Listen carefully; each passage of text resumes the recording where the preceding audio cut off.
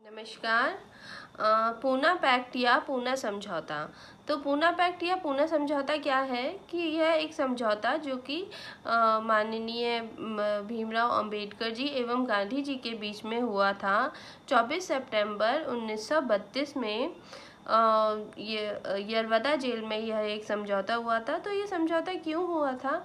क्योंकि द्वितीय गोलमेज सम्मेलन में विचार विमर्श के फलस्वरूप तत्कालीन ब्रिटिश सरकार ने कम्युनल अवार्ड की घोषणा की थी, जिसके तहत अंबेडकर जी द्वारा उठाई गई राजनीतिक प्रतिनिधित्व की मांग को मानते हुए दलित वर्ग को 2 वोटों का अधिकार मिला। एक वोट से दलित अपना प्रतिनिधि चुनेंगे तथा दूसरे वोट से सामान्य वर्ग के प्रतिनिधि को चुनेंगे। दूसरे शब्दों में उम्मीदवार भी दलित वर्ग का एवं मतदाता भी दलित वर्ग के होंगे। तत्कालीन ब्रिटिश प्रधानमंत्री रैमजे मैकडॉनल्ड ने दलितों सहित 11 समुदाय को पृथक निर्वाचन मंडल प्रदान किया। इस व्यवस्था का गांधी जी ने घोर विरोध किया। उन्होंने इसे हिंदुओं में फूट डालने वाला एक व्यवस्था समझी और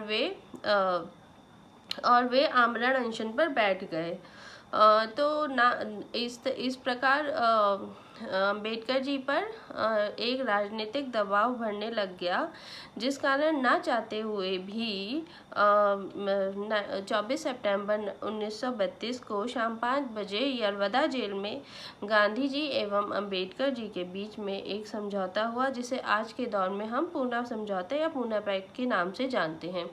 इस पैक्ट के कुछ मुख्य बिंदु थे जो इस प्रकार हैं कि डॉक्टर अंबेडकर जी को कम्युनल अवार्ड में मिले पृथक निर्वाचन के अधिकार को छोड़ना पड़ा तथा संयुक्त निर्वाचन पद्धति को स्वीकार करना पड़ा। यह पद्धति हमें आज के चुनावों में भी देखने को मिलती है। और कम्युनल अवार्ड में जो 71 सीटें प्रदान की गई थी, उनकी संख्या बढ़ाकर 148 कर दी गई।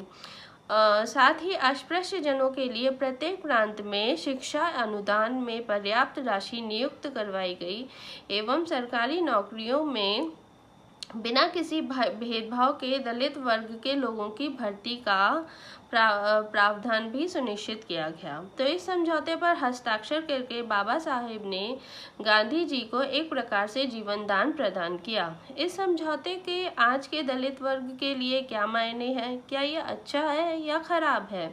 तो जैसा कि कहावत है कि हर सिक्के के 2 पहलू होते हैं, तो आज का दलित वर्ग शिक्षा प्राप्त कर रहा है एवं आगे भी बढ़ रहा है। सिविल सर्विसेज में भी आज जो हम भर्तियां देखते हैं, वह इसी समझौते की देन है।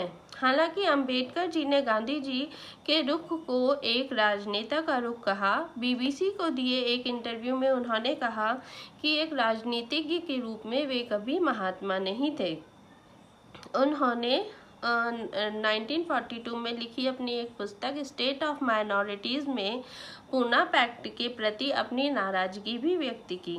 पूना पैक्ट का दलित वर्ग के बड़े नेताओं ने काफ़ी विरोध भी किया। बीएसपी यानी बहुजन समाज पार्टी के संस्थापक माननीय कांशीराम जी ने पूना पैक्ट के बाद के युग को चमचा युग कहा। कांशीराम जी ने कहा कि पूना पैक्ट की वजह से दलित अपने वास्तविक प्रतिनिधि को चुनने से वंचित कर दिए गए। पर यदि देखा जाए तो पूना पैक्ट के अंबेडकर जी के लिए काफ़ी सकारात्मक परिणाम भी हुए। इसने पूरे भारत में वंचित वर्ग के नेतृत्व को सशक्त रूप से उनके नाम कर दिया गया। उन्हें पूरे देश में ही राजनीतिक नैतिक रूप से दबे हुए वर्गों के उत्थान के लिए जिम्मेदार ठहराया गया तथा इतिहास में पहली बार वंचित वर्ग या दलित वर्ग को एक राजनीतिक ताकत बनाने में भी अंबेडकर जी सफल रहे। आज के समय में भी चुनावों में दलित वोट बैंक अपनी एक अहम भूमिका निभाता है। हालांकि यह सत्य है कि जातिवाद अभी भी अपनी जड़ें मजबूत किए हुए है, लेकिन जन चेतना हमारे लोगों में जरूर पैदा हुई है। तो आज भारत के राष्ट्रपति के पद पर अनुसूचित जाति के व्यक्ति विराजमान हैं एवं राजनीति एवं तथा राजनीति से लेकर कई प्रमुख संस्थानों में बिना किसी पृथक निर्वाचन के अनुसूचित जाति का प्रतिनिधित्व है। अतः शिक्षा को अपना हथियार बनाकर एवं एकजुट रहते हुए हमें बाबा साहब जी के द्वारा चलाए गए आंदोलन को आगे ले जाना होगा, जिससे हमारा आज एवं हमारे आने वाली पीढ़ी का कल्याण हो तथा उन्हें भी आगे आने वाले समय में बाबा साहेब के विचारों से प्रेरणा मिले एवं जातिवाद के खिलाफ वे अपनी आवाज़ उठाते रहें। इन्हीं शब्दों के साथ मैं अपनी बात समाप्त करना चाहूँगी। धन्यवाद।